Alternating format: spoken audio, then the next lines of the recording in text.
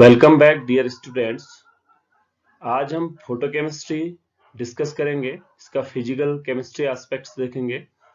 सबसे पहले हम डिस्कस करेंगे फोटोकेमिकल और थर्मल रिएक्शंस में कौन कौन से डिफरेंस हैं। देन हम लॉज पढ़ेंगे, ग्रोथ-हेस्डेपर लॉ, उसके बाद स्टार्क-आइंस्टीन लॉ। देन हमारे पास स्पिन मल्टीप्लिसिटी कैसे निकालते हैं। Then selection rules like Laporte selection rule, spin selection rule. उसके बाद हम उनका एप्लीकेशन जेमनोस्की डायग्राम में करेंगे। जेमनोस्की डायग्राम काफी इंपॉर्टेंट है एग्जाम पॉइंट ऑफ व्यू से। अगर आप जेमनोस्की डायग्राम समझ गए तो आप फोटोकेमिस्ट्री का जो ऑर्गेनिक एप्लीकेशन है वो भी आराम से कर पाओगे। उसके बाद जो जेमनोस्की डायग्राम का एप्लीकेशन हम देखेंगे, क्लोरोफिल की प्रेजेंस में CO2 और H2 का रिएक्शन कैसे होता है, काफी इंपॉर्टेंट रिएक्शन है। इसको हम, ये मैकेनिज्म मैंने ड्रॉ करी है, इसको हम देखेंगे डिटेल में। देन कैसे क्विंचर का यूज होता है, ये सब हम डिटेल 1 बाय 1 देखेंगे। आइए सबसे पहले हम आइए देखते हैं photochemical reaction and thermochemical reaction में डिफरेंस क्या होता है। पहला जो डिफरेंस है, फोटोकेमिकल रिएक्शन प्रोसीड होने के लिए हमको लाइट की जरूरत होती है, जबकि थर्मोकेमिकल रिएक्शन के लिए जरूरी नहीं है कि लाइट की प्रेजेंस और अब्सेंस में भी ये रिएक्शन हो जाएगी। इसके बाद जो फोटोकेमिकल रिएक्शंस हैं वो टेम्परेचर के इंडिपेंडेंट होती हैं, जबकि थर्मल रिएक्शन डिपेंडेंट होती हैं। आपने देखा होगा एंडोथर्मिक रिएक्शन टेम्परेचर पे डिपेंड करती है, कैसा टेम्परेचर की जरूरत होती है। एक्सोथर्मिक रिएक्शन में हीट इवॉल्व होती है। रेट ऑफ रिएक्शन की बात करें तो फोटोकेमिस्ट्री में rate of reaction is directly proportional to intensity of light. और दूसरा हम थर्मोकेमिकल में देखें, इंटेंसिटी ऑफ लाइट का रेट ऑफ रिएक्शन में कोई फर्क नहीं पड़ेगा। एक ये आपका एग्जाम में ऑब्जेक्टिव टाइप क्वेश्चन पूछा जाता है, काफी इंपॉर्टेंट है। The change in free energy in negative और पॉजिटिव दोनों हो सकता है फोटोकेमिकल में, लेकिन थर्मोकेमिकल रिएक्शन में ऑलवेज नेगेटिव होगा। इसके बाद फोटोसिंथेसिस इन प्लांट जो है वो बेस्ट एग्जांपल है फोटोकेमिस्ट्री का, फोटोकेमिकल रिएक्शन का। आप अब काफी सारे रिएक्शंस, एंडोथर्मिक रिएक्शंस भी देख पाएंगे और एक्सोथर्मिक रिएक्शन भी ऑर्गेनिक केमिस्ट्री में, इनऑर्गेनिक केमिस्ट्री में काफी अदर एग्जांपल आप देख पाएंगे। अब हम पहले लॉज ऑफ फोटोकेमिस्ट्री पढ़ते हैं। पहला लॉ है ग्रोथर्स-ड्रेपर लॉ और principle of photochemical activation. This law states that only the light which is absorbed by substance can bring about a photochemical change. Second, the absorbed radiation does not necessarily cause a chemical reaction. When the conditions are not favorable for the reaction, the light energy may be re-emitted as heat or remain unused. इसको अगर आप समझने के लिए simple ये है कि हम लोग जब खाना खाते हैं तो पूरा का पूरा हमारे शरीर में तो लगता नहीं है, ज्यादातर वेस्ट भी चला जाता है। तो उसी तरीके से लेकिन जो स्टोर बॉडी में एनर्जी जो स्टोर होती है वही हमारे काम आती है। तो सिंपली कि रिएक्शन में भी ऐसे ही होता है, जो फोटोकेमिस्ट्री में है कि एब्जॉर्ब लाइट करेगा तो जो केमिकल रिएक्शन है उसमें जो है यूज तो क्या होगा, एनर्जी का होगा, लेकिन पूरा का पूरा एनर्जी ऐसा जरूरी नहीं है कि वो रिएक्शन में पार्टिसिपेट करे। वो दोबारा स्टोर भी हो सकती है और रीमिट भी हो सकती है। अब हम सेकंड लॉ ऑफ फोटोकेमिस्ट्री देखते हैं, Stark-Einstein law of photochemical equivalence और प्रिंसिपल ऑफ क्वांटम एक्टिवेशन। जैसा कि इस लॉ से ही आपको पता चल रहा है, क्वांटम एक्टिवेशन कहने का मतलब है कि इसके अकॉर्डिंग, जैसे हमने अभी पहले ग्रोथर-ड्रेपर लॉ में देखा कि जितना मॉलिक्यूल एब्जॉर्ब हुआ वो जरूरी नहीं है कि रिएक्शन में पार्टिसिपेट करेगा। उसी तरीके से स्टार्क-आइंस्टीन ने बोला कि फोटोकेमिकल रिएक्शन में दो प्रोसेस होंगी, एक प्राइमरी प्रोसेस होगी, एक सेकेंडरी प्रोसेस होगी। प्राइमरी प्रोसेस जो होगी उसमें क्या होगा, ईच मॉलिक्यूल एक्टिवेट होगा by the absorption of photon. Secondary process में क्या होगा कि जो एब्जॉर्ब्ड मॉलिक्यूल है वो या तो रिएक्शन करेंगे या नहीं करेंगे। फिर से वही बात आ गई कि सबके सब रिएक्शन में पार्टिसिपेट करेंगे, ये जरूरी नहीं है। अब इफिशियंसी कहां से आएगा, law of photochemical quantum activation कहने का मतलब है कि इफिशियंसी कब आएगा, अगर आपके पास मैक्सिमम नंबर ऑफ मॉलिक्यूल जो है सेकेंडरी प्रोसेस में पार्टिसिपेट करेंगे तो हमारे पास क्वांटम इफिशियंसी बढ़ेगी। अब मैथमेटिकल टर्म इसका देखें, if mu is the frequency of radiation absorb then E is equal to हो जाएगा NaH nu, where N is equal to number of molecule absorbed and C is equal to velocity of light, lambda is wavelength. तो यहां से आप देख पा रहे हैं अगर लैम्डा कम होगा तो हमारे पास E जो है ज्यादा होगा या हमारे पास ग्रेटर एनर्जी जो है एब्जॉर्ब होगी। इसके बाद इस लॉ के बेसिस पे हमारे पास एक टर्म आया क्वांटम यील्ड, ये भी इंपॉर्टेंट है एग्जाम में। क्वांटम यील्ड कैसे आप डिफाइन करेंगे उसके लिए है। तो जैसा कि हमने बोला कि क्वांटम इफिशियंसी के लिए कि जितना ज्यादा मॉलिक्यूल सेकेंडरी प्रोसेस में पार्टिसिपेट करेगा उतना ज्यादा हमारे पास क्वांटम इफिशियंसी आएगी। इसके लिए दो तीन हमारे पास फॉर्मूलाज हैं, तो उसको हम देखते हैं। पहला है क्वांटम यील्ड, इसको 5 से दिखाते हैं, number of molecule reacting in A given time upon number of quanta of light absorbed in the same time. इसको मैं डिस्कस कर चुका हूं। दूसरा है number of molecules of product form upon number of quantum of light absorb. कहने का मतलब है जितना ज्यादा हमारे पास प्रोडक्ट बनेगा उतना ज्यादा हमारे पास इफिशियंसी आएगी। या rate of process upon intensity of light absorb. कहने का मतलब जितना फास्ट रिएक्शन होगा इंटेंसिटी के रेस्पेक्ट में उतना ज्यादा इफिशियंसी आएगी। तो ये कैलकुलेशन करने के लिए आपके एग्जाम में आता है, तो इसका प्रैक्टिस आप करेंगे। अब आता है, ये इंपॉर्टेंट है, स्पिन मल्टीप्लिसिटी निकालना आपको आना चाहिए। ये कई बार आपके काम आएगा। लाइक जब हम इनऑर्गेनिक केमिस्ट्री में ऑर्गेल डायग्राम टर्म सिंबल निकालेंगे वहां पे काम आएगा, और हमारे पास डी ट्रांजिशन में काम आएगा, काफी जगह काम आएगा। तो इसके लिए कैलकुलेशन के लिए मैं आपको सिंपल एग्जांपल के थ्रू समझाता हूं।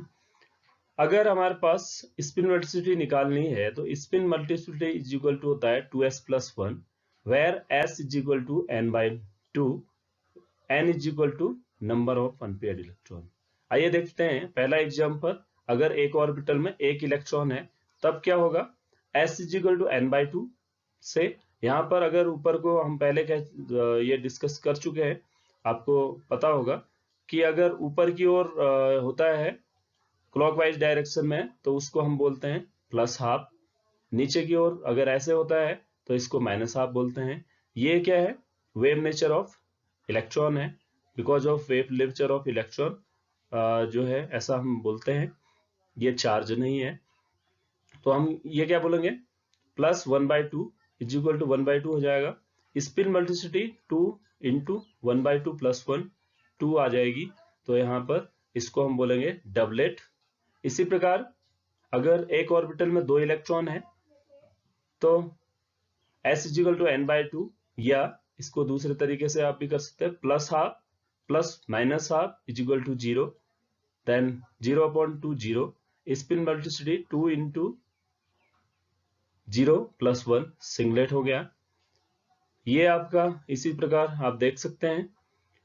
अगर हमारे पास 2 ऑर्बिटल में एक इलेक्ट्रॉन है, then s is equal to n/2 number of unpaired electron 2/2 is equal to 1, और ऐसे भी कर सकते हैं प्लस हाफ 1, तो spin multiplicity is equal to 2 into 1 plus 1 is equal to 3। Then अगर 3 इलेक्ट्रॉन है अलग अलग ऑर्बिटल में, then s is equal to n/2 is equal to 3/2, सीधे भी हो सकता है नंबर ऑफ अनपेयर्ड इलेक्ट्रॉन। ये मैं इसलिए ऐसे करवा रहा हूँ, इसकी जरूरत अभी आगे पढ़ने वाली है ये वाले फॉर्मूले की। ऐसे भी निकाल सकते हो, number of unpaired electron upon 2 भी निकाल सकते हो। जब एक लोब में एक ही तरफ होंगे तब आप क्या निकालोगे, सीधे सीधे निकाल दोगे। अगर अलग अलग ऑर्बिटल में भी, अब जैसे एक यहाँ पर है ऐसे, एक ऐसे है, तो तब हमारे पास चेंज हो जाता है, इसलिए मैं दोनों फॉर्मूला आपको बता रहा हूं।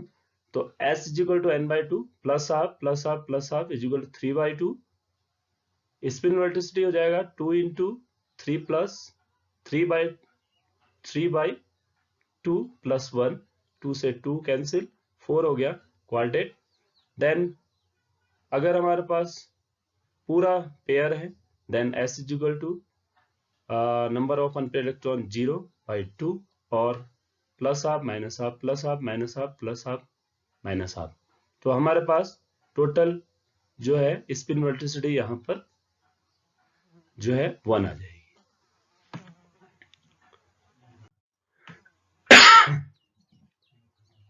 अब ये स्पिन मल्टीप्लिसिटी निकालना मेरे लिए क्यों आपको बता रहा हूं, क्योंकि अभी इसकी जरूरत पड़ने वाली है जिम्नोस्की डायग्राम में। तो स्पिन सिलेक्शन रूल भी हम देख लेते हैं कि कौन से अलाउड होंगे, कौन से फॉरबिडन होंगे। ये जो स्पिन सिलेक्शन रूल भी हैं, ये काफी जगह आपके काम आते हैं और एग्जाम में भी आपसे काफी क्वेश्चन पूछे जाते हैं, तो इसको ध्यान से देखिएगा। आपके नेट में भी, CSIR नेट के एग्जाम में भी पूछा जाता है कि नॉर्मली इलेक्ट्रॉनिक कॉन्फ़िगरेशन दिया होगा, अलाउड है या फॉरबिडन है, या आपका जो भी कॉम्पिटिटिव एग्जाम है, नीट है, IIT है, तो आप आराम से इनको कर पाएंगे। मैं सिंपल तरीके से आपको समझाता हूं। जैसे according to spin selection rule क्या है, सिंगलेट टू सिंगलेट अलाउड होता है, ट्रिपलेट टू ट्रिपलेट अलाउड होता है, सिंगलेट टू ट्रिपलेट फॉरबिडन होता है, और ट्रिपलेट टू सिंगलेट फॉरबिडन होता है। अब जनरली अगर आप सोचें, अपने बारे में सोचें, अगर आपसे कहा जाए कि आप सिर के बल चलो, तो आपको क्या ऐसा पॉसिबल है क्या? ऐसा तो पॉसिबल होगा नहीं कि हर कोई आप लोग पैर के बल ही चलना चाहोगे। उसी तरीके से जो इलेक्ट्रॉन होता है वो भी क्या करता है, जैसा पहले है उसी तरीके से उसका काम भी बन जाए, रिएक्शन भी कर जाए और उसको वैसे ही रहे। इस तरीके से मतलब कहने का मतलब है इलेक्ट्रॉन्स भी काम करते हैं। तो होगा क्या, यहां देखते हैं। पहला केस क्या है, पहले इलेक्ट्रॉन ग्राउंड स्टेट में ऐसा था, ठीक है। अब एक्साइटेड स्टेट में पहले ऐसा है, एक्साइटेड स्टेट में ऐसा हो गया है। तो ये सिर के बल, पहले सिर के बल, अगर सिर ऐसे इसको हेड बोले तो पहले सिर के बल था, फिर पैर के बल हो गया है। कहने का मतलब है उल्टा हो गया है, जिसका नेचर पहले जैसा था उसके उल्टा हो गया है, तो ये फॉरबिडन हो गया। अब मैं केमिस्ट्री के हिसाब से समझें तो मैंने बोला सिंगलेट टू सिंगलेट अलाउड और singlet to triplet not allowed. तो इसका मल्टीप्लिसिटी निकाला, स्पिन मल्टीप्लिसिटी, तो ये आया singlet s is equal to n/2 plus half plus minus half is equal to 0, 0/2 0, then 2 into 0 1 हो गया। इसके लिए हमारे पास स्पिन मल्टीप्लिसिटी कितना आ रहा है, 3 आ रहा है ट्रिपलेट। तो ये फॉरबिडन हो जाएगा, क्योंकि सिंगलेट टू ट्रिपलेट हम पहले लिख चुके हैं, फॉरबिडन है। अब हम देखते हैं अगर हमारे पास पहले ऐसा है, एक्साइटेशन के बाद भी ऐसा ही रह रहा है, राइट, या यहां से ये करके ये वाली कंडीशन भी हो सकती है कि दूसरे ऑर्बिटल में चले जाए। ऐसा होगा तो ये अलाउड होगा। कैसे होगा ये फिर से देखते हैं। इसके लिए स्पिन मल्टीप्लिसिटी निकाली तो सिंगलेट, इसके लिए निकाली तो प्लस हाफ माइनस हाफ 0/2 0। इसके लिए भी आप देखिए, ये प्लस हाफ ये माइनस हाफ 0। तो स्पिन वेलोसिटी 2 इंटू 0+1 सिंगलेट, तो दोनों का दोनों सिंगलेट आ रहा है, इसलिए singlet to singlet transition allowed है। इसी तरीके से आप प्रैक्टिस कर सकते हैं। अगर हमारे पास पहले ऐसा है, आप इसको बनाएंगे, इसका स्पिन वेलोसिटी मैं इधर ड्रॉ कर दे रहा हूं, ये है ऐसा, देन ये चला जा रहा है ऐसे, ठीक है। तो इसके लिए स्पिन वेलोसिटी सेम ही आएगी, तो इसको कैलकुलेट करके आप देख लेंगे, सिंगलेट टू सिंगलेट या ट्रिपलेट टू ट्रिपलेट, शायद ये triplet to 1/2 triplet to triplet आएगा, तो ये भी अलाउड हो जाएगा। अब दूसरा जो सिलेक्शन रूल है वो है लेपर्ड सिलेक्शन रूल। इसके अकॉर्डिंग क्या होता है, जीरेट टू अनजीरेट अलाउड होता है, अनजीरेट टू जीरेट अलाउड होता है, जीरेट टू जीरेट फॉरबिडन होता है, अनजीरेट टू अनजीरेट फॉरबिडन। अब यहां पर जीरेट टर्म जो है वो सिमेट्री टर्म से रिलेटेड है। कहने का मतलब जीरेट का मतलब सिमेट्री से होता है। अगर मॉलिक्यूल में सिमेट्री है तो उसको जीरेट मॉलिक्यूल बोलेंगे, अगर अनसिमेट्री है तो उसको अनजीरेट बोल सकते हैं। तो आइए देखते हैं, मैंने यहां पर ड्रॉ किया है एथिलीन का पाई ऑर्बिटल, क्योंकि pi to pi star transition जो है अलाउड होता है और n to pi star transition forbidden होता है। ये बाद में यूवी में भी हम प्रूव करेंगे जब हम अल्ट्रावायलेट स्पेक्ट्रोस्कोपी पढ़ेंगे। तो यहां पर देखते हैं, अगर मैं मिरर के रेस्पेक्ट में यहां पर मिरर रख दूं, यहां पर मैंने मिरर रख दिया, तो मिरर के रेस्पेक्ट में ये सिमेट्रिक है, कहने का मतलब एक दूसरे का मिरर इमेज बनेगा, तो इसको हम जीरेट बोल सकते हैं। यहां पर मिरर के रेस्पेक्ट में अनजीरेट है, क्योंकि यहां पर लोब जो है खाली है, यहां पर भरा हुआ है, या इसको प्लस माइनस भी समझ सकते हैं आप, तो ये है अनजीरेट। तो ये अनजीरेट टू अनजीरेट अलाउड होता है, इसलिए pi to pi star transition proof हो गया यहां से कि अलाउड ट्रांजिशन होता है। अब हम देखते हैं n to pi star transition के लिए। अब आप देखिए, अगर मैंने इसमें मिरर रखा ऐसे, राइट, ऐसे अगर मिरर रखा तो पहले प्लस लोब, इसको प्लस लोब या फिल्ड लोब, ये माइनस या खाली, तो अनजीरेट है। इसके बाद अगर फिर इसमें भी रखा ऐसे ही, तो ऑपरेशन कंपैरिजन के लिए सेम ऑपरेशन करेंगे, तो यहां पर रखेंगे तो फिर भी ये अनजीरेट आ रहा है, तो ये हो गया फॉरबिडन ट्रांजिशन। तो इसी तरीके से आप प्रैक्टिस करेंगे और इसको अच्छे से आप इसका चाहें तो स्क्रीनशॉट ले सकते हैं, इन फ्यूचर आपके काम आएगा।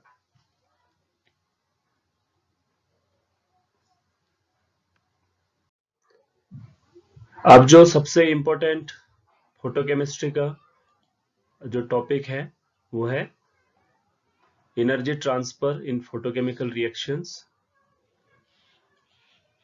जेब्लोंस्की डायग्राम। जेब्लोंस्की डायग्राम में क्या है कि कैसे कैसे प्रोसेस, इंटरनल प्रोसेस होती हैं फोटोकेमिस्ट्री की, उसको हम समझते हैं। अब हमारे पास यहाँ पर क्या होगा, जैसे मैंने अभी आपको बता दिया है सिंगलेट क्या है, ट्रिपलेट क्या है। अब मैं इधर पर ज्यादा बोलूंगा नहीं, कि हमारे पास सिंगलेट ग्राउंड स्टेट है, देन ये first excited state singlet, then second excited state, third excited state. इसी तरीके से राइट साइड में हम लिखेंगे triplet excited state, triplet T2 then T3, इस तरीके से। अब आपको पता होगा कि अगर T3 को आप नीचे क्यों लिख रहे हैं, इसका आंसर है जिसके लिए स्पिन वेलोसिटी ज्यादा होती है उसको हम लोअर एनर्जी का बोलते हैं। अगर मैं एक ये डायग्राम बनाया, मैंने ऑर्बिटल में दो इलेक्ट्रॉन को ऐसे फिल किया, एक में ऐसे फिल किया, तो आपको पता है ये वाले का जो एनर्जी है ज्यादा है, ये सिंगलेट है, ये ट्रिपलेट है, तो जिसके लिए स्पिन वेलोसिटी ज्यादा आती है वो लोअर एनर्जी का होता है। इसलिए हर एक S1 के नीचे आप T1 लिखोगे, S2 के नीचे T2 लिखोगे, S3 के नीचे T3 लिखोगे। अब हम एक एक प्रोसेस को समझेंगे। पहला प्रोसेस है एब्जॉर्प्शन। जेमनोस्की डायग्राम में एब्जॉर्प्शन में क्या होगा, इंस्टेंट जो रेडिएशन है उसको मॉलिक्यूल एब्जॉर्ब करेगा और S2 में भी जा सकता है, S1 में भी जा सकता है, दोनों सिंगलेट ही हैं तो कोई प्रॉब्लम नहीं है। वो इंटेंसिटी ऑफ जो इंसिडेंट रेडिएशन है उस पर डिपेंड करेगी, S3 में भी जा सकता है। देन हमारे पास दो प्रोसेस होंगी, तीन प्रोसेस एक्चुअली होंगी। एक होगा इंटरनल कन्वर्जन, दूसरा होगा इंटर सिस्टम क्रॉसिंग, तीसरा होगा ट्रांजिएंट एब्जॉर्प्शन। अब ये जो तीनों प्रोसेस हैं वो नॉन रेडिएटिव होंगी। कहने का मतलब है मॉलिक्यूल के अंदर ही होंगी। जो एक्साइटेड जो इलेक्ट्रॉन्स हैं वो आपस में ही एक दूसरे की एनर्जी लेवल पे जाएंगे। पहला जो है internal conversion. Internal conversion with in A singlet के अंदर होगा, आइदर S3 टू S2 और S2 टू S1। ये जो है इंटरनल कन्वर्जन कहलाएगा। अब इसके लिए टाइम कम लगेगा, क्योंकि अगर हमारे पास सिंगलेट मतलब पहले इलेक्ट्रॉन ऐसा है तो वो ऐसे ही आएगा, तो आसानी से आ सकता है, तो इसके लिए टाइम ज्यादा लगेगा नहीं। अब इंटरनली इंटर सिस्टम क्रॉसिंग कहने का मतलब है S1 टू T1 और S2 टू T2 और S3 टू T3। ये प्रोसेस को हम बोलेंगे इंटर सिस्टम क्रॉसिंग। इसमें थोड़ा ज्यादा टाइम लगेगा, क्योंकि पहले इलेक्ट्रॉन सिंगलेट में माना ऐसा है तो ये फिर यहाँ ऐसा आएगा, या अगर पहले सिंगलेट में ऐसा है तो ये ट्रिपलेट में ऐसे उल्टा हो जाएगा, तो इसलिए इसमें थोड़ा ज्यादा टाइम लगेगा। फिर तीसरा है ट्रांजिएंट एब्जॉर्प्शन। T1 से T2 जाने को ट्रांजिएंट एब्जॉर्प्शन बोलेंगे, ये भी नॉन रेडिएटिव प्रोसेस होगा। अब हम आते हैं रेडिएटिव प्रोसेस में।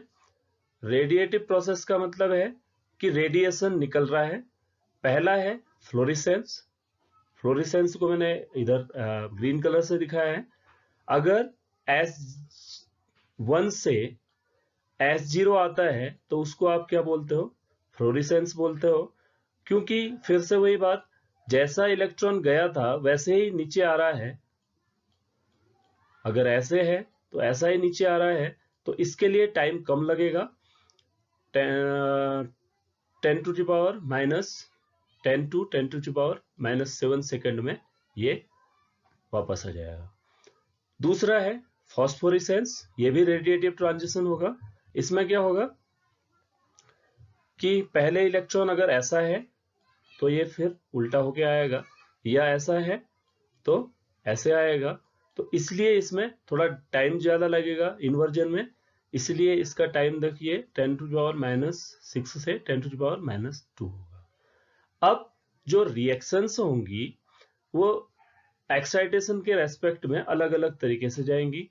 अगर हमारे पास आपने देखा होगा सिंगलेट कार्बीन देखा होगा, ट्रिपलेट कार्बीन देखा होगा फर्स्ट ईयर में, कैसे रिएक्शन करता है। सिंगलेट कार्बीन जो है, अगर हमारे पास माना सिस एल्कीन है तो सिस प्रोडक्ट ही देता है, लेकिन अगर हमारे पास ट्रिपलेट कार्बीन है तो इन्वर्जन करना पड़ता है, क्योंकि एक दोनों इलेक्ट्रॉन एक ही तरीके से एक ही साइड में मूव करते हैं, तो दूसरे के साथ मॉलिक्यूल का उसको हमको, ये मैं बाद में जब फोटोकेमिस्ट्री की रिएक्शन बताऊंगा वहां डिटेल में बताऊंगा।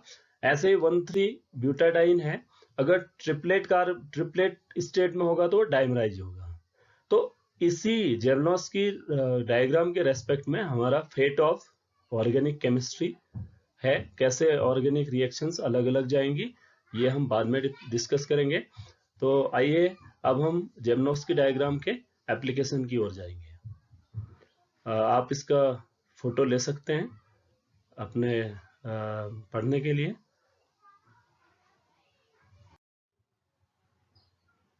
अगर आपके जेमनोस्की डायग्राम समझ में आ गया है तो अब हम इसको समझ पाएंगे रिएक्शन को। अब हमारे पास दो टाइप की रिएक्शन होगी। एक वो रिएक्शन जिसमें जो रिएक्टेंट है वो खुद ही लाइट को एब्जॉर्ब कर रहे हैं, राइट।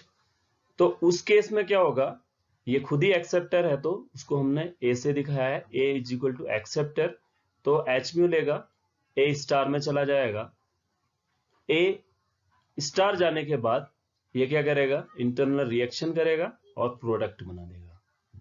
अब सेकंड केस क्या है, जब हमारे पास रिएक्टेंट जो है खुद जो है रिएक्शन मतलब एनर्जी को एब्जॉर्ब नहीं कर सकता है, उसके लिए हम क्या, जैसे फोटोसिंथेसिस है, फोटोसिंथेसिस में CO2 अगर H2O को हम लें तो वो रिएक्शन करता नहीं है, खाली लेंगे तो क्लोरोफिल की प्रेजेंस में वो रिएक्शन कर जाता है। तो इसको हम बोलते हैं फोटोसेंसिटाइजेशन या एनर्जी ट्रांसफर। किस तरीके से होगा फोटोसिंथेसिस में, ये हम देख रहे हैं। प्राइमरी रिएक्शन में जो डोनर होगा, डोनर कहने का मतलब है यहाँ पर क्लोरोफिल है, इन एटमी को एब्जॉर्ब करेगा और सिंगलेट एक्साइटेड स्टेट में जाएगा। देन इंटर सिस्टम क्रॉसिंग के through ISC inter system crossing के थ्रू ट्रिपलेट में जाएगा। देन ट्रिपलेट रिएक्टेंट के साथ रिएक्शन करेगा और रिएक्टेंट ट्रिपलेट में चले जाएंगे, इसको अभी हम समझते हैं, और ये दोबारा ग्राउंड स्टेट में आ जाएगा। और जब ये एक्साइटेड स्टेट है 3A, ये प्रोडक्ट में फिर इस तरीके से जाएंगे। अब कभी कभी क्या होगा, 3D हुआ तो बीच में हमारे पास क्विंचर डाल दिया, कोई ऐसा प्रोसेस हो गया कि हमारे पास जैसे ऑक्सीजन क्विंचर की तरह काम करता है तो प्रोडक्ट नहीं बन पाएगा, तो उस समय क्विंचिंग हो जाएगी। ये कैसे होगी ये हम आगे देख। अभी हमने नेक्स्ट टॉपिक जो है कैसे क्लोरोफिल जो है फोटोसेंसिटाइजर के रूप में काम करता है, ये समझने के लिए हम देखते हैं। हमने अभी जेमनोस्की डायग्राम पढ़ा, देन रिएक्शन पढ़ी, तो उसके बेसिस पे अब हम अप्लाई करते हैं इसको, क्लोरोफिल कैसे फोटोसेंसिटाइजर के रूप में काम करता है। आइए देखते हैं क्लोरोफिल क्या करता है, एनर्जी कैसे लेता है, मतलब एब्जॉर्ब करता है, क्योंकि इसमें काफी कंजुगेटेड डबल बॉन्ड्स हैं। इसके कारण ये जो है लैम्डा जो वैल्यू है वेवलेंथ, इसके लिए ज्यादा होती है, एनर्जी कम लगती है एब्जॉर्प्शन के लिए, तो ये आसानी से S0 से S1 और S2 चला जाता है। CO2 और H2O जो है अपने सिंगलेट एक्साइटेड स्टेट में जा नहीं पाते हैं।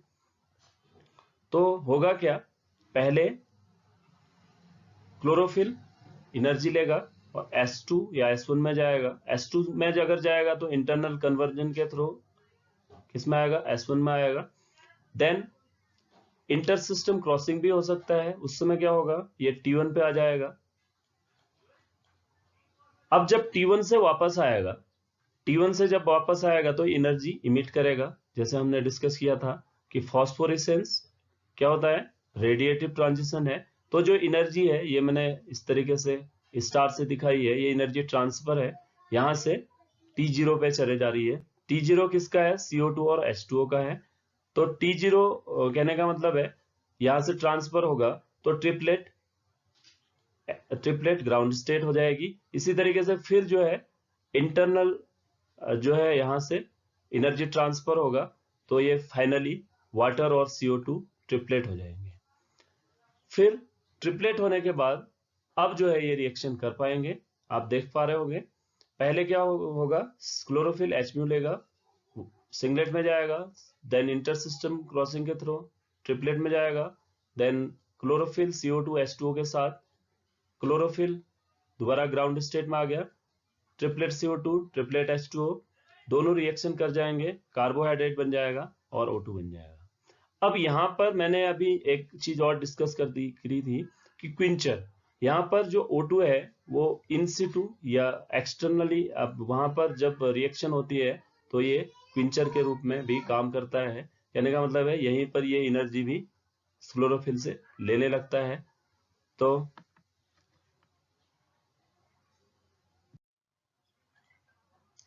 अब हम कुछ अदर एग्जाम्पल लेते हैं जहां पर मरकरी जो है फोटोसेंसिटाइजर के रूप में काम करता है। अगर हम H2 को देखें तो ये क्या करता है, फोटोन को ऑब्जर्व नहीं करता है, लेकिन मरकरी जो है इसको कैसे ट्रांसफर करता है एनर्जी, वो देखते हैं। पहले Hg Hmu के साथ सिंगलेट में जाएगा, then Hg1 inter system crossing के थ्रू 3 ट्रिपलेट में जाएगा, फिर ट्रिपलेट Hg H2 के साथ रिएक्शन करके 3H2 बना देगा। इसके बाद जो 3H2 कहने का मतलब है ट्रिपलेट H2 डिकम्पोज होके 2H बना देगा। ऐसे ही एथिलीन का डिकम्पोजिशन देखते हैं। प्राइमरी प्रोसेस में Hg1, देन सेकेंडरी प्रोसेस में Hg1 3 Hg कहने का मतलब triplet Hg, then triplet Hg C2H4 के साथ Hg plus triplet C2H4, triplet C2H4 H2 plus C2H2, तो डिकम्पोज हो गया है एथिलीन। अभी तक हमने फोटोसेंसिटाइजर पढ़े, क्लोरोफिल एंड मरकरी। अब हम देखेंगे कैसे क्विंचर के रूप में काम करते हैं, कुछ कंपाउंड रिएक्शन को कैसे रोकते हैं।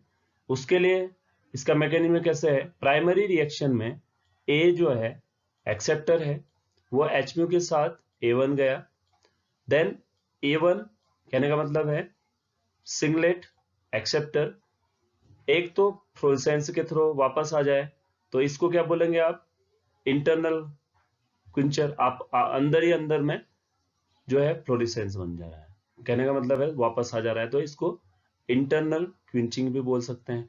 दूसरा A1 A में जाए, दोबारा A में आ जाए, राइट, और जो एनर्जी है वो फ्लोरेसेंस ना होके कहीं दूसरी जगह यूज हो जाए, इसको आप बोलेंगे इंटरनल क्विंचर। देन आपने क्विंचर बाहर से डाला, फॉर एग्जांपल अगर ऑक्सीजन हम लेते हैं क्लोरोफिल में, अगर ऑक्सीजन की प्रेजेंस में हम फोटोसिंथेसिस करेंगे तो क्या होगा, वो रिटार्ड रिएक्शन होता है, तो हमारे पास O2 क्या है, एक्सटर्नल क्विंचर के रूप में काम करेगा। फिजिकल केमिस्ट्री के रेस्पेक्ट में हमने जो फिजिकल कॉन्सेप्ट हैं वो कंप्लीट कर लिए हैं फोटोकेमिस्ट्री के, और लॉज जो है वो भी कंप्लीट कर लिए हैं। इसके बाद अब हम फोटोकेमिस्ट्री के अदर जो ऑर्गेनिक एप्लीकेशंस हैं वो देखेंगे। आप इस यूनिट को, बेसिक कॉन्सेप्ट को ध्यान से देख लीजिएगा। नेक्स्ट मिलते हैं, मैं जल्दी ही आपके पास नेक्स्ट जो वीडियो के साथ उपस्थित होऊंगा, जिसमें मैं ऑर्गेनिक एप्लीकेशन ऑफ फोटोकेमिस्ट्री बताऊंगा। Thank you.